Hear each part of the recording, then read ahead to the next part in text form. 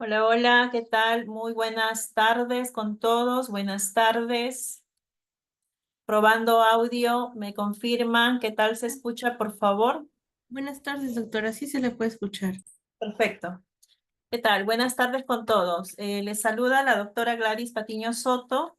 Soy de la sede del Hipólito Unanue y hoy día les traigo la clase teórica de mieloma múltiple y la diferenciación con la enfermedad de Wallenstrom. Les voy a copiar mi pantalla. Permiten un segundo.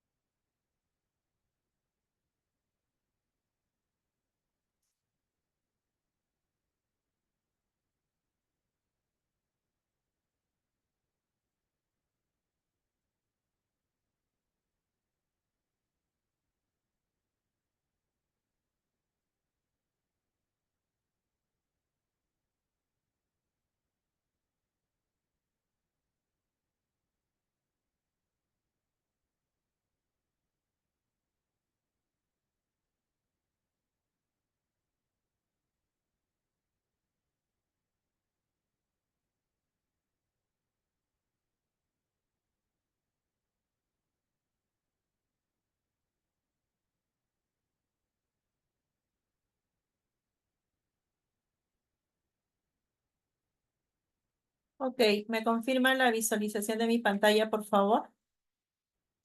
Sí, doctora. Sí se puede Perfecto. ver. Muchas gracias. Voy a minimizar esto.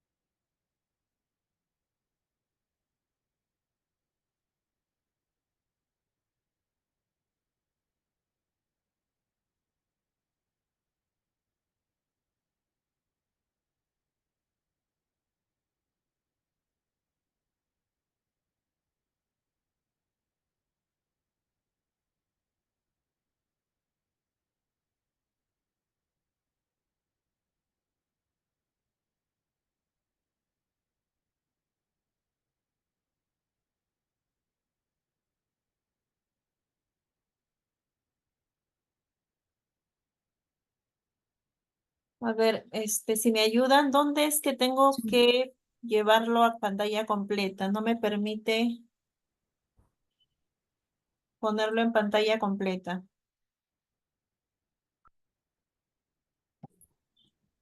Tal vez alguien sabe, pero no, tampoco, también desconozco.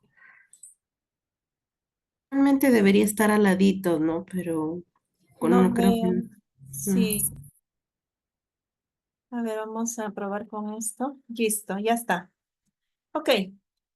Nuevamente, buenas tardes. El tema de hoy día a desarrollar es mieloma múltiple en relación a la enfermedad de Wallenstrom. Entonces, lo que tenemos que entender sobre esta enfermedad son dos cosas fundamentales. El contexto epidemiológico, a qué tipo de población y a qué edad, ¿no? Y las razones por las cuales se pueden desarrollar MM. Cuestiones básicas. Dentro de todos los conceptos tenemos que saber que existe un grupo grande de estas gamapatías monoclonales y una de ellas es mieloma múltiple, ¿no? Entonces, constituye un grupo de trastornos caracterizados por qué proliferación clonal de las células B. Si nosotros nos traspolamos a la hematopoiesis, tenemos la línea linfoide. Vamos a suponer que es esto que está a la cabeza, porque esto es un resumen. Tenemos al stem cell de la línea linfoide. Sabemos que se despliegan los linfocitos T, los linfocitos B, los linfocitos natural killer, y de este linfocito B es que nace esta célula plasmática. Por eso se dice que es la proliferación clonal de las células B en sus últimos estadios de maduración, también llamados células plasmáticas y o linfoplasmocitos. ¿Qué características se dan, no? Que producen una inmunoglobulina homogénea de carácter monoclonal. En este caso hablamos de esta inmunoglobulina, que es una de las más grandes y que tiene que ver con el componente M. Este carácter monoclonal lo define la expresión de un solo tipo de cadena ligera, en este caso capa y lambda. Y cuando la paraproteína es compleja, un solo tipo de cadena pesada. Entonces vemos aquí sus cadenas, tanto ligera como pesadas. Entonces, entendiendo dónde se ubica la proliferación clonal de estas células, entendemos que estas células plasmáticas son las que originan la enfermedad de mieloma múltiple. Entonces, ¿de dónde viene la palabra mielo? Viene de la palabra griego médula y oma de la palabra tumor, que está en griego. Por eso la fusión de esta, mieloma quiere decir tumor a nivel de la médula, ¿no? Aquí está, tumor de la médula ósea. Es una neoplasia generalmente fatal, en la cual las células plasmáticas anormales proliferan. Y ustedes dirán, doctora, ¿pero qué es la palabra de proliferan? Es decir, que se van a multiplicar de manera desmesurada, de manera patológica, de manera eh,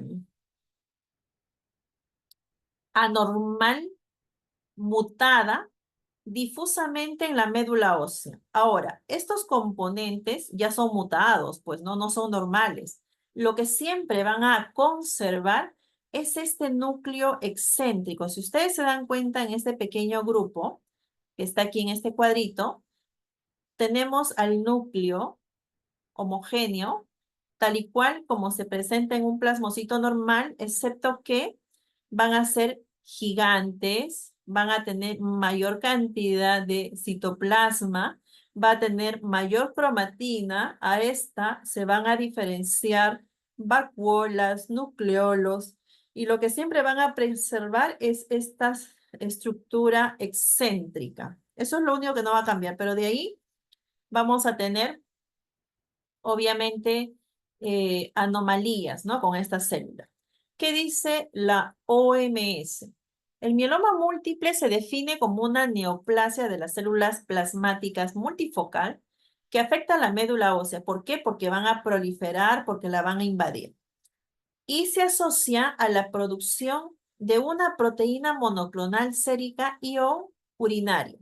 Y estas se van a caracterizar ya como consecuencia, ¿no?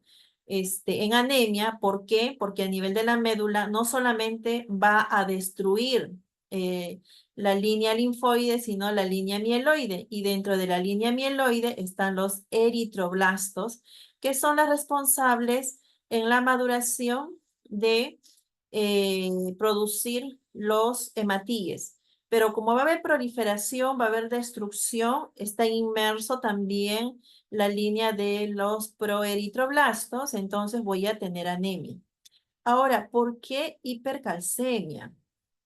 Sabemos que el calcio se debe de contener, se debe de concentrar en los huesos, pero por la acción de lo que va a producir esta proteína monoclonal, se va a liberar una sustancia llamada osteoclasto que va a hacer que este calcio, en vez de que se concentre en el hueso, se vaya a la sangre. Por ende, vamos a tener concentraciones de calcio por encima de 10,5, dependiendo en qué fase de la enfermedad el paciente llegue al consultorio, ¿no? Es una característica muy importante. Luego, las insuficiencias renales se dan justamente porque estas proteínas monoclonales, la proteína de Benson-Jones, van a terminar filtrándose por los riñones, ocasionando esta insuficiencia renal. Y las lesiones óseas responden a que este calcio ya no está en los huesos, por ende, vamos a tener unas lesiones de sacabocados, que los vamos a ver en imágenes más adelante, pero esta es la característica principal en estos pacientes con mieloma múltiple. Entonces, esta gamapatía monoclonal incluye todas las patologías que se originan a partir del linfocito B. Ya habíamos dicho, ¿no? Que estos plasmocitos son precursores de los linfocitos B, caracterizadas por la producción de moléculas o fragmentos de inmunoglobulinas idénticas entre sí, por eso se llaman clones. Por lo tanto, el mieloma múltiple pertenece a este grupo de enfermedades. Entonces, aquí vemos a este plasmocito con el núcleo excéntrico y obviamente con la producción anómala de estas inmunoglobulinas. Un poquito de historia para entender cómo es que a lo largo del tiempo se fueron incorporando pruebas que nos ha ayudado a, obviamente, llegar al diagnóstico. Entonces, Otto Keller determina la enfermedad de Keller, que está descrita por primera vez por Samuel Solly en 1844, ¿no? Y habla sobre estas lesiones óseas. Henry Benson Jones, y por ende lleva su nombre, Benson Jones, la proteinuria que se va liberando. El 1 de noviembre de 1845, lo que se va a detectar es esta fragilitas osseum o molitis osseum, donde vamos a tener que tiene relación directa con la fragilidad de los huesos, ¿no? Y obviamente el término de proteína Benson-Jones fue utilizado por Fleischer en 1880. Una relación entre la proteína de Benson-Jones y las proteínas séricas del mieloma se demostró hasta 1956. Entonces, lo que se fue encontrando en la médula ósea fueron estos plasmocitos con el núcleo excéntrico, con un citoplasma amplio y que solamente se deben de encontrar en la médula ósea. Estas jamás migran a la periferia porque solamente es 1% de la totalidad de este componente celular a nivel de la médula. James Homer hasta 1900 demostró que las células plasmáticas malignas correspondían al mieloma múltiple. En 1939, Lonsworth y colaboraciones emplearon la electroforesis en el estudio del mieloma, demostrando la existencia del pico monoclonal. Entonces, posterior ya se va viendo, ¿no? Estos picos monoclonales que van de la mano con mieloma múltiple. En 1962, Berzagel y colaboradores informaron que el melphalan podría inducir remisiones. Hasta hoy en día no hay un tratamiento específico que diga que esto ayuda, ¿no? A los pacientes MM. Todavía siguen en combinaciones de tratamientos en investigación. Por ende, MM es una enfermedad que no se cura y si a esto se suma la presencia, aquí vamos a agudizar sus ojitos, si vemos que cada célula tiene un núcleo, aquí vamos a ver una célula que tiene dos núcleos. Esta bilobulación para nosotros es de mal pronóstico y en estos pacientes no hay nada que hacer excepto darles calidad de vida. La epidemiología es muy importante porque nos ubica a qué tipos de pacientes y en qué edades vamos a encontrar mieloma múltiple con mayor frecuencia. Primero, que es una gamapatía monoclonal, perdón, vamos a tratar de desaparecer esto. Ya está. Que es una gamapatía monoclonal maligna más frecuente, porque habíamos dicho que tenemos varias gamapatías monoclonales, pero esta era más frecuente. Como les había dicho, representa el 1% de todos los cánceres y el 10% de todas las neoplasias malignas hematológicas. La incidencia anual es de 4,7 por cada 100.000 habitantes en el hombre y 3,2 en mujeres. Esto nos dice que va a ser más frecuente en varones. La edad promedio que se hace el diagnóstico es a los 65 años y esto nos hace confundir un poco porque cuando viene el paciente y lo primero que nos dice, doctor, me duele el hueso, uno atribuye a una osteoporosis, a una artralgia, a una artritis reumatoide, ¿no? Y se comete el error de darle AINES, a antiinflamatorios, agudizando, acelerando en todo caso el mieloma múltiple. Por eso hay que tener mucho cuidado con estos pacientes. También dicen que es muy raro encontrar en pacientes antes de los 40. Y yo les comento, en el Hipólito Unanue, nosotros, el paciente más joven que hemos tenido con MM ha sido de 29 años. Y ustedes dirán, doctora, pero ¿cómo se dio ello, no? Y tiene que ver mucho con un tema de exposición. Al preguntarle, entonces, sabemos de que ha habido un patrón, ¿no? Un patrón de exposición que está relacionado a este tipo de patología. Por eso se explicaba el por qué de manera tan temprana pudo haber desarrollado un paciente de 29 años MM. Ahora, ligeramente más común en hombres que en mujeres, lo dijimos, 2 veces más común en los afroamericanos en comparación con los caucásicos, ¿no? En conclusión, la edad media de diagnóstico es aproximadamente 70 años, un 37% menores de 65 años, un 26% entre 65 y 74 años, un 37% tiene 75 años de edad o más, según el New England, ¿no?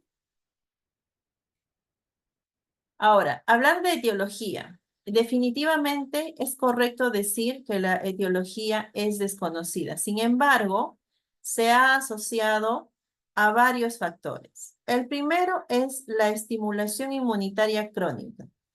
Hoy en día, nosotros cumplimos un calendario de vacunación bastante amplia y esto es para protegernos, ¿no? Para protegernos de hacer la patología severa o que nos pueda complicar y llevarnos a la muerte.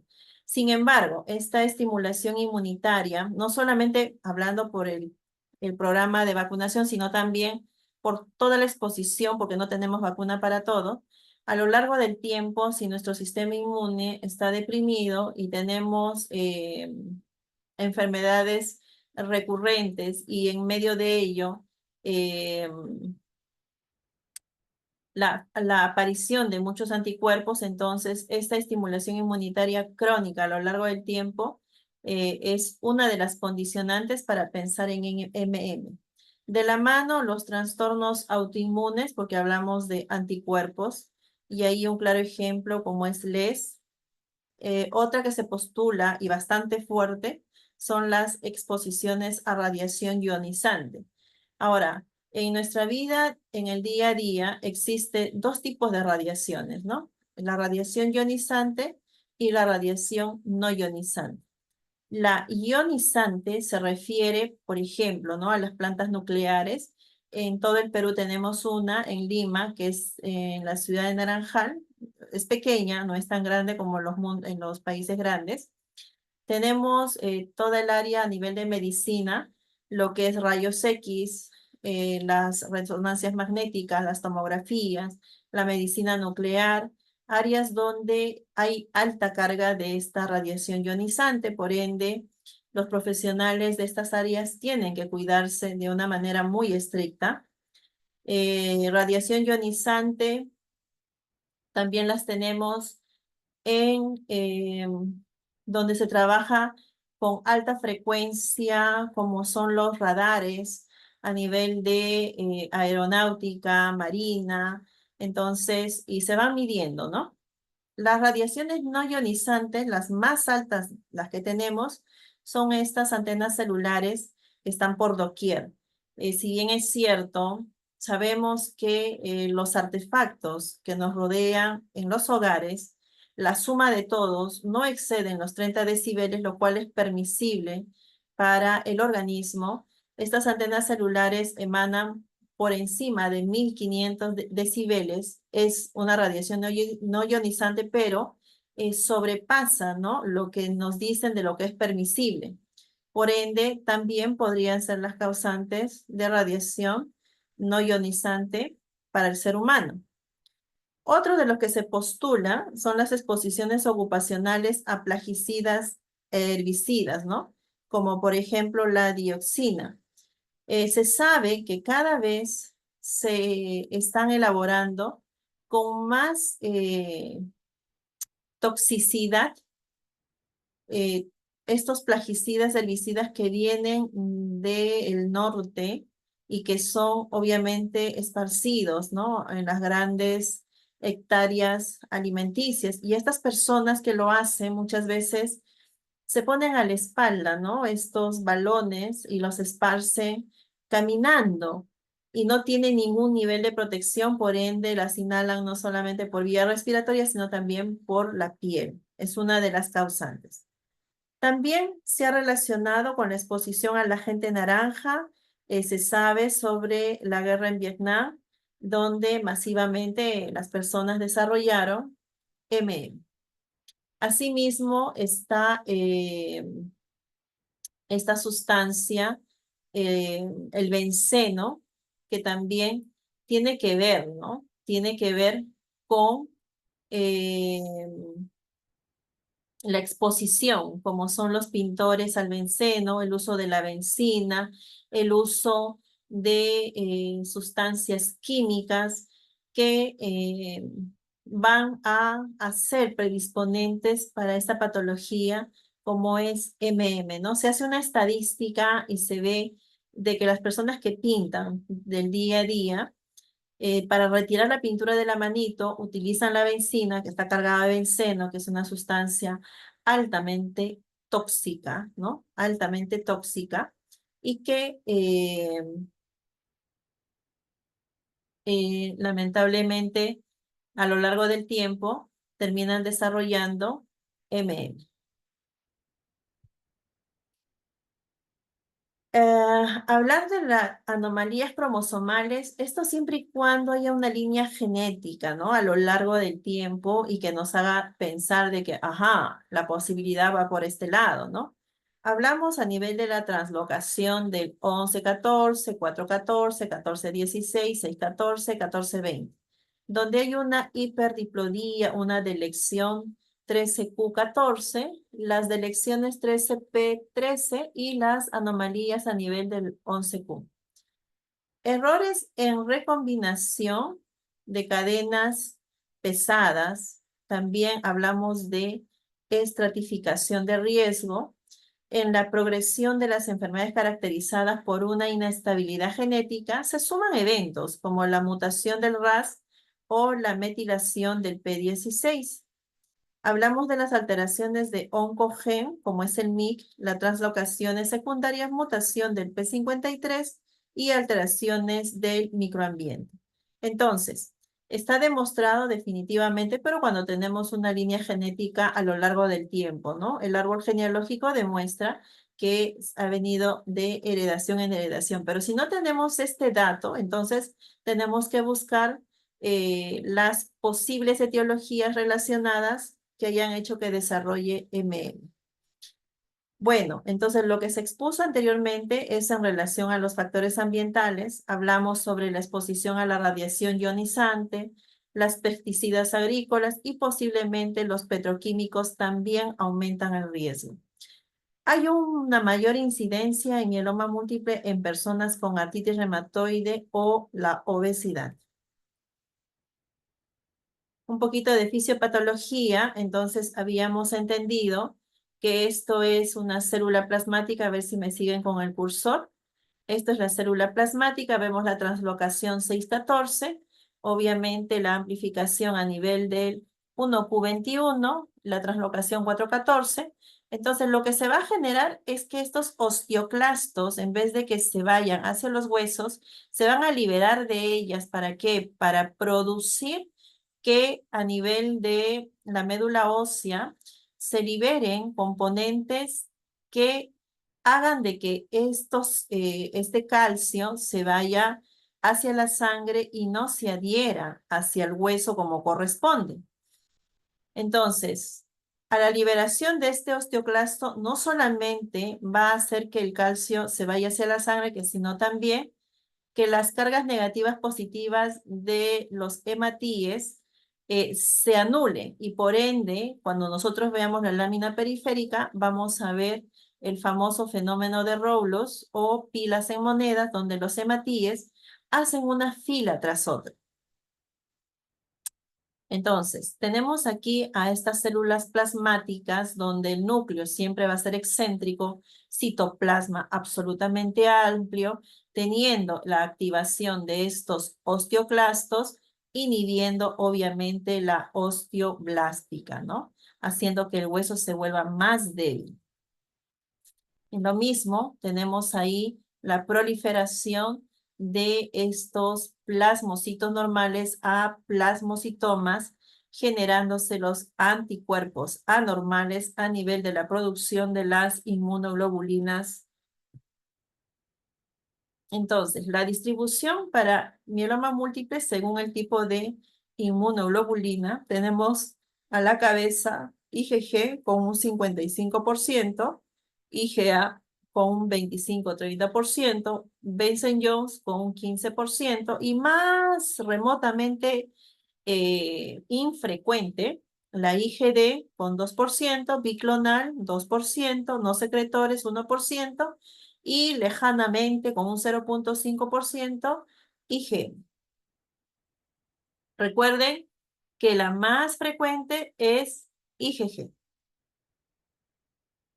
Ok, entonces, vemos cómo se da los componentes a nivel de la proliferación de este componente. Habíamos dicho que a nivel de la médula, obviamente va a destruir, ¿no? Va a destruir todos los componentes normales. Y se entiende por qué el cuadro de anemia, por qué vamos a tener esta hiperviscosidad, amiloidosis, obviamente las insuficiencias renales. Al tener el sistema inmune deficiente, está abierto a todas las infecciones, ya sea bacteriano, viral, micótico, parasitario, etcétera, etcétera. Entonces, ¿qué se entiende, no? Por todo ello. Si sabemos que a nivel clínico yo voy a confirmar la hipercalcemia, las fracturas patológicas, comprensión de la médula espinal, lesiones osteolíticas, osteoporosis, lo principal que el paciente va a manifestar, ¿no? Dolor óseo, dolor óseo, dolor óseo. Y eso tiene que ver justamente con la destrucción ósea por la acción de estos osteoclastos, ¿no? Sabemos que hay una expansión tumoral, va a producir estos factores activadores de los osteoclastos, según la FAO, por las células tumorales. Ahora, clínicamente, ¿qué también vamos a observar? La insuficiencia renal.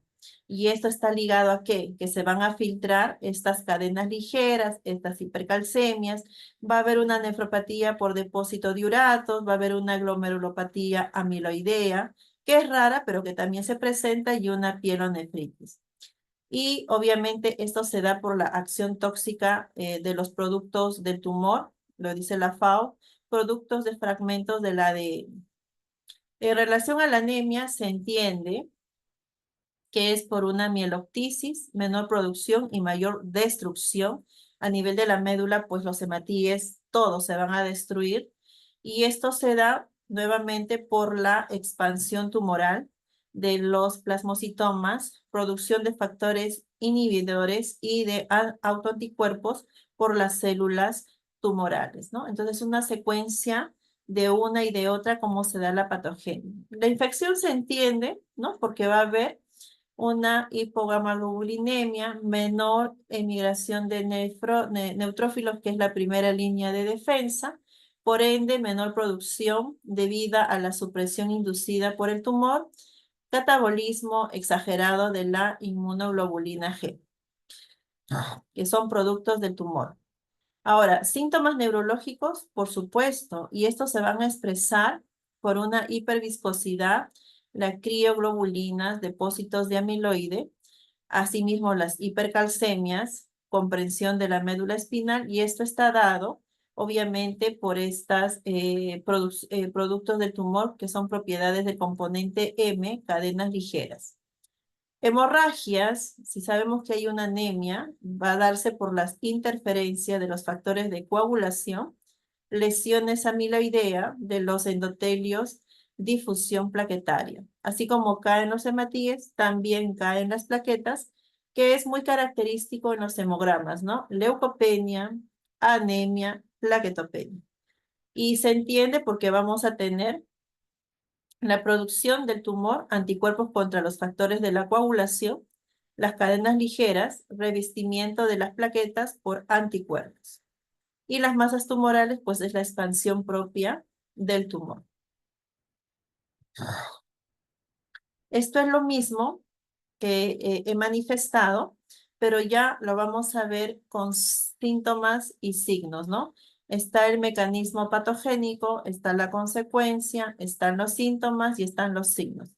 Vamos a hacer una recopilación y vamos a repetir, solo que ya en un orden donde podamos ver síntomas y signos, que es parte, ¿no?, de la historia clínica que van a tener. Ya sabemos que la producción de este factor activador de osteoclasto me va a destruir la parte ósea y en consecuencia se va a acumular el calcio en la sangre y nos va a dar esta hipercalcemia. En el paciente, lo que va a manifestarnos de manera muy insistente es este dolor óseo.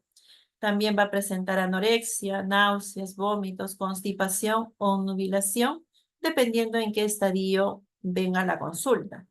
Muchas veces va a presentar fracturas patológicas inexplicables, ¿no? Dentro de que vamos a tener el exceso de estas células plasmáticas en la médula ósea, hace que las tres series caigan, ¿no? Por ende va a haber anemia, va a haber neutropenia o leucopenia y trombocitopenia. Y esta anemia, ¿qué es lo que nos va a expresar, no?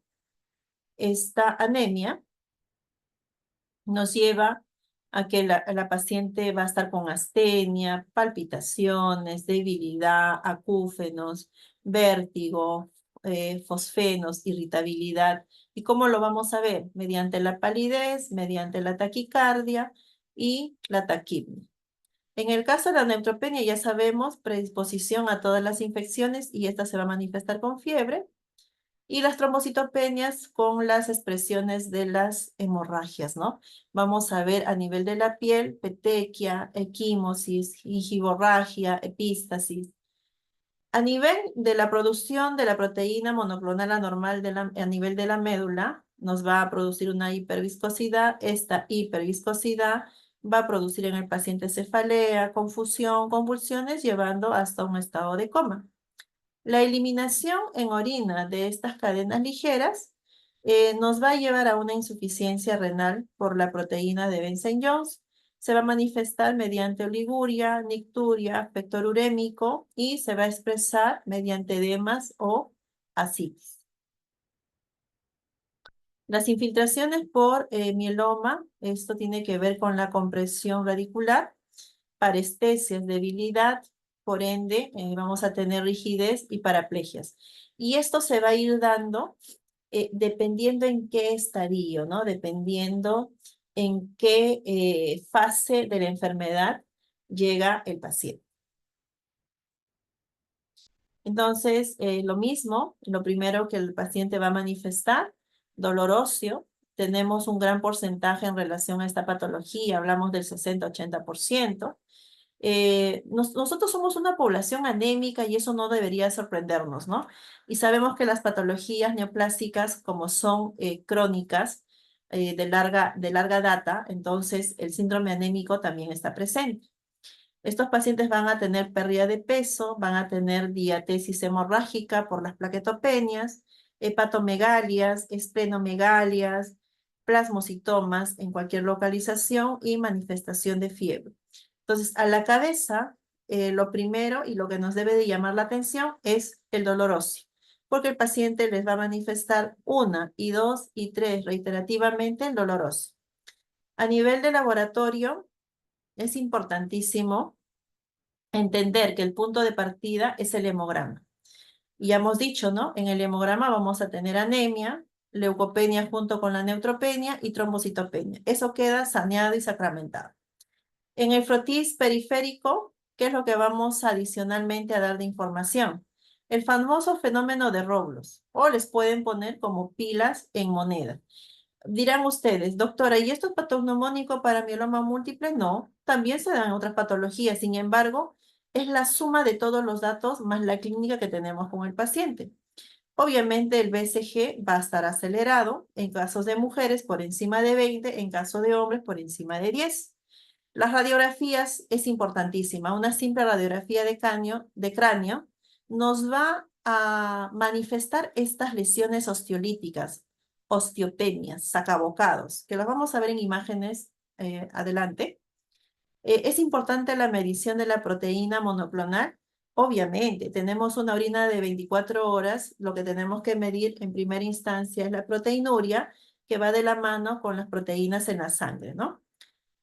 Hacer un proteinograma electroforético definitivo, porque tenemos que determinar la banda monoclonal y habíamos dicho que la más frecuente era la IgG para MM. Vamos a tener una tomografía axial, disculpe, la tomografía axial computarizada, que nos va a permitir también derivar y obviamente observar este plasmocitoma, ¿no? Y biopsia de médula ósea no es casi necesario, es suficiente con la aspirada de médula ósea, donde mayor del 10% de estas infiltraciones de células plasmáticas nos pueda sugerir el diagnóstico de MM. Entonces, aquí tenemos las imágenes, ¿no? ¿Qué es un fenómeno de Roblos? Ahí vemos que los hematíes ya no se repelan, ¿no? Como debe de ser. Estamos viendo que los hematíes están una detrás de la otra porque ya sus cargas negativas positivas se anularon por la acción del osteoclasto y ellas ya no se repelan, sino se unen, como estamos viendo aquí, ¿no? Se van a ir adhiriendo una tras otra. A eso le llamamos el fenómeno de Roblos, ¿no? Y si lo tienen en su dato clínico, sumaría, ¿no? Sumaría a nuestro diagnóstico. Este también es un pequeño resumen de la hematopoiesis. Aquí tenemos el stem cell, la célula madre. Aquí tenemos la célula madre mieloide. Perdonen el cursor donde se me fue, acá está. Aquí tenemos la célula hija, ¿no? Linfoide, y es de aquí, de este linfoblasto, donde tenemos a los linfocitos B, linfocitos T, linfocitos natural killer. Entonces, habíamos dicho que las células plasmáticas son precursoras de los linfocitos B, ¿no? De la línea B. Vemos que son unicelulares, citoplasma absolutamente, en este caso, amplio. Este es normal, ¿no? Y a nivel de toda la médula ósea, solamente de manera normal encontraríamos un 1%. Aquí tenemos la imagen de un aspirado de médula ósea. Y si somos muy observadores, vamos a ver que todos, el 90% son plasmocitomas. 1, 2, 3, 4, 5, 6, 7, 8, 9, 10, 11, 12, 13, 14, 15, 16. 17, 18, 19, 20, 21, 22. Es decir, esto que se vea en una sola imagen nos habla de una infiltración, nos hablan de una invasión, nos hablan de una proliferación de plasmocitomas. Lo que está apuntando con la flecha, si ustedes ven aquí, es esta bilobulación que nos indica de que no solamente estamos frente a un mieloma múltiple, sino que también estamos frente a un mieloma múltiple eh, que ya no hay opciones, ¿no? No hay opciones de tratamiento, no hay nada que hacer con este paciente. Es solamente darle calidad de vida porque su pronóstico no es bueno, ¿va? Eso es lo que nos dice con esta bilobulación. Entonces podemos encontrarnos con esta trilobulación, por supuesto. Aquí ya en fotografías electrónicas vemos estas vacuolas en gran cantidad. Aquí se aprecian, ¿no? Pero no son tan visibles. Ya electrónicamente es lo que nos está queriendo expresar, ¿no? Estas gran cantidades de glóbulos numerosos que son las vacuolas. Esto es otra médula donde vemos, todos son plasmocitomas y aquí también vemos este plasmocitoma bilobulado, ¿no? Esto es una lámina de un paciente en particular. Otro paciente donde todos son plasmocitomas, todos tienen un núcleo, gran cantidad de citoplasma, gran cantidad de citoplasma. Vemos la mutación de estos componentes celulares con gran cantidad de vacuolas y en su núcleo se ven los nucleolos. Entonces, esto es un informe que nosotros hacemos a los pacientes. ¿Cómo es que decimos, ¿no? Estamos frente a un mieloma múltiple. Entonces, lo que decimos es, ¿no? Muestra de médula ósea con adecuada cantidad de espículas infiltrada por células plasmáticas. Imagínense, la invasión del 90% de lo que se ve son células plasmáticas con marcados signos de atipicidad, morfologías variadas, las famosas vacuolizaciones, ¿no? Del citoplasma, pérdida de la basofilia del citoplasma y la cromatina nuclear laxa. En conclusión, médula ósea infiltrada por mieloma múltiple. El plan de trabajo, ¿no? Número 1, proteínas totales y fraccionadas, proteinograma electroforético tanto en suero como en orina, cuantificación de la inmunoglobulina a la cabeza G porque es lo más frecuente, cuantificación de las cadenas livianas tanto en suero como en orina, la beta 2 microglobulina, las pruebas de función renal, el calcio, pues tenemos que buscar la hipercalcemia, ácido úrico, etc. Entonces, aquí está la radiografía de cráneo, ¿no? Y si nosotros vemos estas imágenes redondas en cada uno de estos son las imágenes osteolíticas o de saca bocado, tanto lateral como frontal. Esto sí es patognomónico, chicos, para MM. No van a encontrar en otra patología similar imagen y esto es muy característico para MM. Un hemograma, una radiografía y con ello se van dando las presunciones diagnósticas y se van derivando hematología para confirmar mediante un aspirado de médula ósea la enfermedad. Bien, las electroforesis de proteína, obviamente aquí vamos a empezar con valores normales. Tenemos las proteínas totales de rango de 6.4 a 8.3. La totalidad de estas proteínas totales va a ser masivamente para la albúmina, que va de 3.5 a 5 gramos decilitros. Las demás, como se dan cuenta, 0.1, 0.3, 0.6 a 0.1, 0.7, es decir, unidades, ¿no? De tal manera que la curva normal debería ser esta, pero cuando hablamos de una gamapatía monoclonal, nos damos cuenta de que vamos a tener estas curvas a nivel de una policlonal, porque aquí hay uno, hay dos, hay tres, y aquí hay una monoclonal como es esta gamma, ¿no? Entonces, eso es lo que buscamos cuando hacemos una electroforesis de proteína. Aquí vemos de un paciente donde tenemos, obviamente, la proteína M en un pico, ¿no? Y aquí, por ejemplo, tenemos la gamma.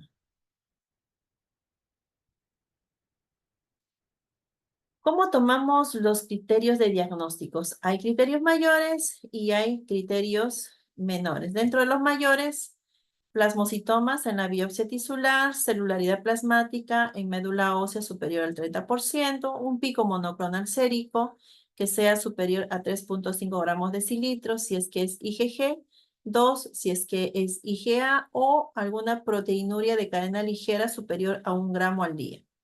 Dentro de los criterios menores, puede darse la celularidad plasmática en la médula ósea entre 10 y el 30%, un pico monoclonal inferior a lo considerado como criterios mayores, las lesiones osteolíticas radiológicas y la disminución de inmunoglobulinas normales. Ahora, se quiere un criterio mayor más un criterio menor o tres criterios menores que incluyan uno y el dos, ¿no? Uno toma la decisión dependiendo los datos que tengas para ir estableciendo el diagnóstico. Y ahora, ¿cuál es el más cercano, ¿no? Para hacer un diagnóstico diferencial? Se sabe que dentro de todas está la macroglobulinemia de Waldenström, está la enfermedad de las cadenas pesadas, están las amiloidosis, las osteoporosis de causas desconocidas, entre otras. Pero la más cercana para hacer un diagnóstico diferencial, la macroglobulinemia de Waldenström. Y vamos a ver más adelante qué es ello, ¿no? Nuevamente se repite los criterios mayores, los criterios menores, que es lo mismo. Y siempre, ¿no? Para un tema del diagnóstico a la cabeza, siempre la historia clínica, el examen físico y tener la triada diagnóstica como es las plasmocitosis medulares de la aspirada médula ósea, las lesiones osteolíticas y el componente M tanto en suero como en orina o ambos, las paraproteinemias o paraproteinurias, que se da por las electroforesis más la inmunoelectroforesis. Una vez más, lo que se ve en imágenes, esta bilobulación de todos estos plasmocitomas nos lleva, perdón, a que estamos frente a un mal pronóstico, ¿no? Y la gran cantidad de vacuolas en el citoplasma. Nuevamente, el cráneo con estas lesiones osteolíticas, las inmuno de electroforesis, como es normal, como se ve en el suelo del paciente.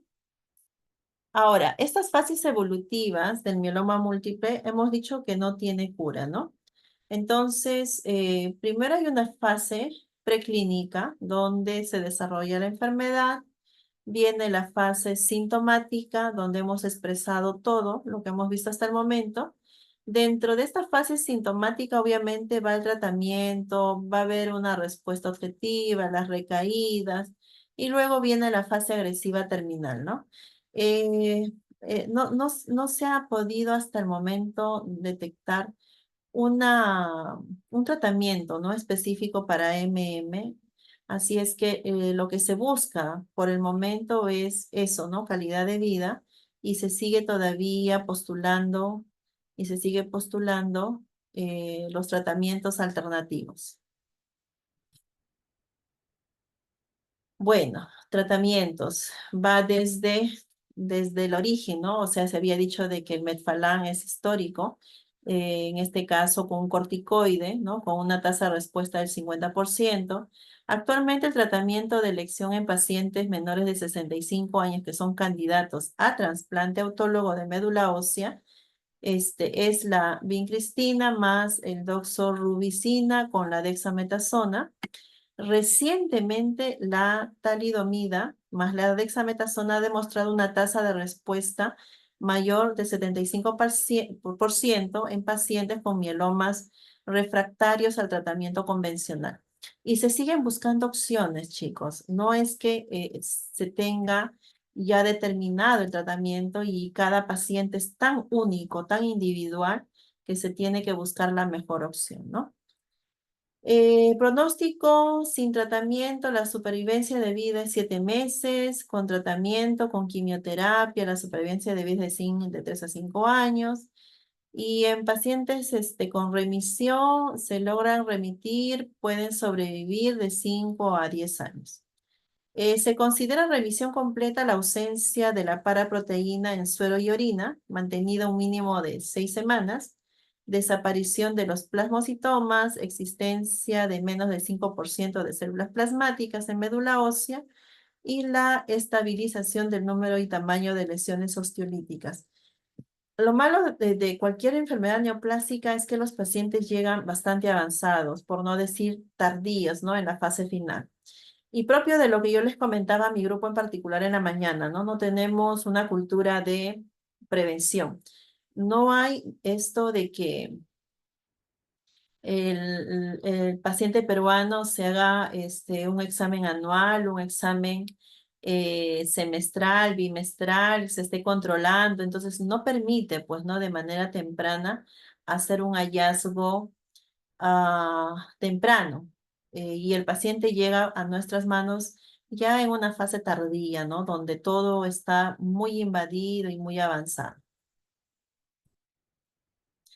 Prevención, ¿qué se puede hacer para evitar desarrollar esta enfermedad? La única prevención consiste en evitar algunos factores de riesgo que se han mencionado y con ello, obviamente, pues, dependiendo a qué estamos expuestos, podemos evitar, ¿no? El desarrollo de esta enfermedad y es lo que tenemos que aconsejar también a los pacientes.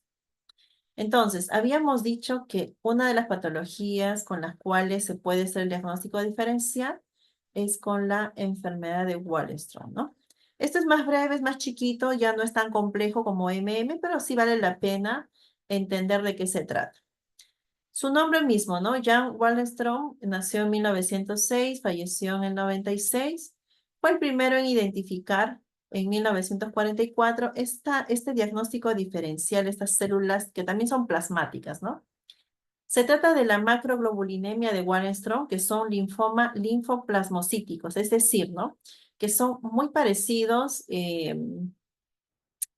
morfológicamente hablando. Entonces, ¿qué es esta macroglobulinemia de Waldenström? También es un cáncer de la sangre, muy poco común y de bajo grado de malignidad, de progresión lenta, es estable con el tratamiento disponible, pero no es curable. Entonces, ahí eh, se pueden comparar, ¿no? Se produce grandes cantidades de una proteína monoclonal anormal llamada inmunoglobulina M. Habíamos dicho que en mieloma múltiple la inmunoglobulina M era pues 0,5, era poco probable, sin embargo para la enfermedad de Waldenström esta es la principal y es la única, ¿no? No es como la mieloma múltiple. Mieloma múltiple teníamos muchas variantes, ¿no? Pero en este caso esto es específico para la enfermedad de Waldenström y algo que tienen que recordar también llamado macroglobulina. Las inmunoglobulinas, perdón, son proteínas que ayudan al cuerpo a combatir las infecciones.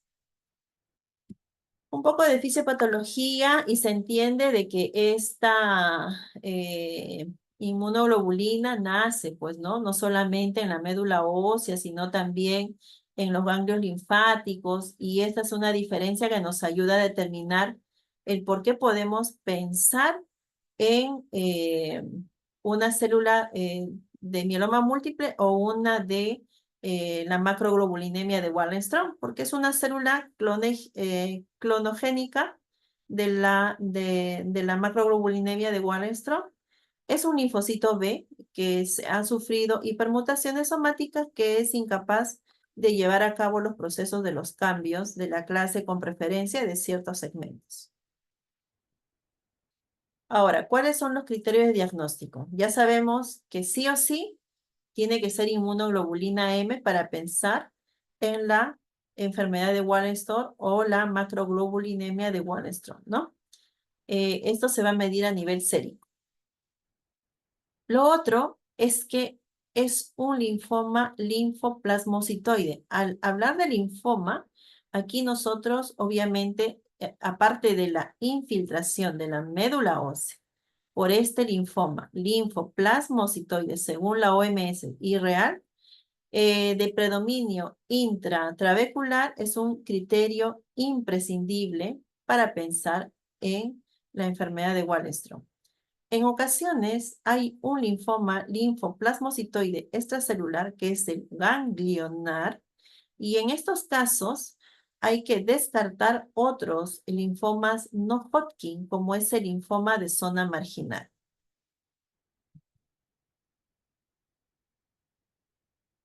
La inmunofenotipo del linfoma linfoplasmocítico es obviamente de que vamos a tener la inmunoglobulina M positivo, antígenos B positivos a nivel de los CD19, CD20, CD22, CD79A, CD5, CD10, CD23, CD103, CD138. Ahora, 5 a 20% de los casos son CD5 positivos y hay que diferenciarlo de los linfomas de manto, como es el CD5 positivo y la translocación 11-14, y de leucemia linfática crónica, que es el CD5, CD23 y CD103. Y esto se obtiene por citometría de flujo. Pero el punto de partida, obviamente, va a ser esta inmunoglobulina M. Yo ya sé, ya aprendí que a nivel de la mieloma múltiple es IgG y para la enfermedad de Wallenström es IgM. O lo pueden relacionar como la macroglobulinemia, empieza con M, macroglobulinemia de Wallenström es IgM.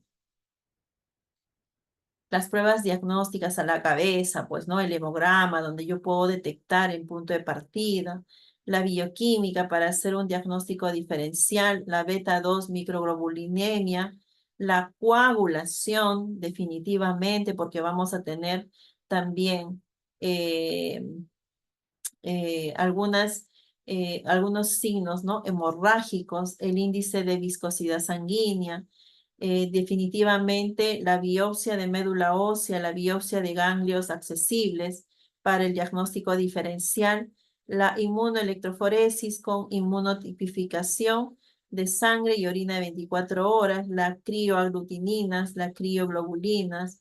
Siempre es importante las enfermedades como es el VIH, las hepatitis B, las hepatitis C, las tomografías tóraco-abdominal pélvico, y vamos a entender por qué esta tomografía abdominal pélvico, las series óseas, ¿no? Descartar estas lesiones osteolíticas que son característicos solamente para mieloma múltiple, y los exámenes oftalmoscópicos. Los síntomas que van a derivar de la invasión medular y proliferación tumoral siempre va a ser anemia, anorexia, abstenia, pérdida de peso. Aquí está el diagnóstico diferencial y por qué la tóraco a nivel abdominal, ¿no? Es la hepatomegalia y la esplenomegalia. La gingivorragia se sabe por la plaquetopenias, ¿no? Las epístasis, el síndrome purpúrico, son las lesiones hemorrágicas. Tenemos los síntomas derivados de la hipercoagulabilidad, como es la ambliopía y los cambios retinianos, por eso el examen oftalmológico. Los mareos por la hiperviscosidad, la parestesias en las extremidades y la cara, la insuficiencia cardíaca, la diatesis hemorrágica. Síntomas derivados de la crigoglobulinemia son las púrpuras vasculares y las necrosis acra. Entonces, hay clínicas muy parecidas al mieloma múltiple, de todas maneras, nos puede hacer pensar, ¿no? Entonces, es lo que vamos a tener en estos pacientes. Las linfoadenopatías, que normalmente no las encontramos en los pacientes con MM, y las visceromegalias, que tampoco es muy común en los pacientes con MM, pero sí para la macroglobulinemia de Wallenström. Y estas son las células, ¿no? Que hacen de que puedan pensar que están frente a una u otra, es justamente la proliferación de estos linfoplasmocitoides. ¿Por qué? Porque son unicelulares, porque también tienen citoplasma amplio, pero la diferencia marca porque en MM el citoplasma es mucho más amplio, es mucho más distorsionado, más anómalo, y vamos a tener vacuolas y nucleolos, lo cual no lo presenta estos plasmocitomas de la macroglobulinemia. Es lo mismo, macroglobulinemia de Wallenstrom está en un mielograma, vemos los linfocitos de aspectos maduros y las células plasmáticas en un 15%. El síndrome de hiperviscosidad tiene que ver con la presencia de esta inmunoglobulina M que se une a los glóbulos rojos. La agregación hace de que haya el aumento de la viscosidad sanguínea, por ende, la visión borrosa, hemorragias oronasales. Entonces, este síndrome de hiperviscosidad, que también se ve en MM, pueden producir las anomalías neurológicas, las alteraciones visuales y el sangrado. Para el diagnóstico, obviamente, tres datos fundamentales. Uno es la infiltración de la médula ósea, pero ¿de qué? Linfoma, linfoplasmáticos, no son plasmocitomas. La presencia, ya sabemos, del componente monoclonal IgM y la presencia de síntomas y signos derivados de dos criterios anteriores. Ahora, la exploración esencial diagnóstica, ya pues sabemos que sí o sí, para uno y para otro, tiene que darse por biopsia ósea o aspirado de médula ósea, ¿no? A nivel del hemograma, bioquímica, sí es necesario tener tanto la glucemia, el ionograma, el perfil renal, el perfil hepático, el proteinograma en suero en orina, estudios de la coagulación y frotis. El fondo de ojo, como vimos, por el tema de la viscosidad, la hiperviscosidad, y la tomografía toracoabdominal, si se sospecha de adenopatías o masas tumorales, ¿no?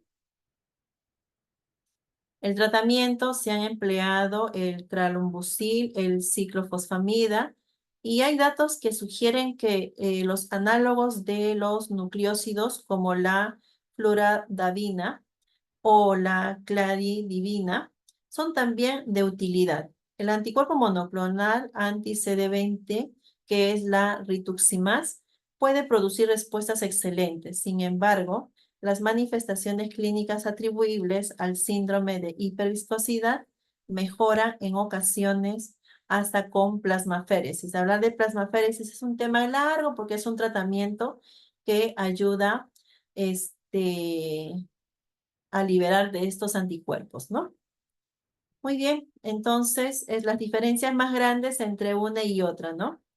Vemos ahí que las incidencias relativas de las diferencias gamma-patillas monoclonales van en relación a mayor frecuencia para mieloma múltiple, mientras que para macroglobulinemia solamente de 1 a 3%. Y estas son todas las gamapatías monoclonales que no hemos hablado, ¿no? Están las amiloidosis, las enfermedades linfoproliferativas, las plasmocitomas solitarios, y dentro de estas también mieloma múltiple y la macroglobulinemia de Wallenstein. Diagnósticos diferenciales, hemos visto en todo caso que para mieloma múltiple vamos a tener picos, ¿no? De estas variantes. Vamos a tener en orina, vamos a tener en la médula ósea, cuadros de anemias, hipercalcemias, insuficiencia renal, según lo que aquí se va demostrando, ¿no? En pico en la sangre mayor de 3 gramos decilitros, no es indiferente. En orina, aquí mayor de 50 miligramos decilitros, es indiferente. A nivel de la médula ósea, tiene que haber una celularidad mayor de 10 parámetros. Este es un patrón intratrabecular. Anemia definitivamente en los dos casos. Hipercalcemia sí en no en macroglobulinemia de Wallenstrom. Insuficiencia renal sí en raro en macroglobulinemia de Wallenstrom. Y obviamente afectación ósea sí para y solamente en un 10% con una osteoporosis para la macroglobulinemia de Wallenstrom. Es un resumen ya de resúmenes, ¿no? Entre las dos patologías. Y aquí vemos el diagnóstico de la gamapatía monoclonal de significado indeterminado, que no tiene que ver con el tema, pero aquí se va demostrando solamente la diferencia para estos dos en lo que es la electroforesis de proteínas séricas habíamos dicho que a la cabeza IgG para macroglobulinemia de Wallenström IgM. Eso es lo más importante. Mieloma múltiple tiene fenómeno de Reblose, macroglobulinemia de Wallenström no lo tiene.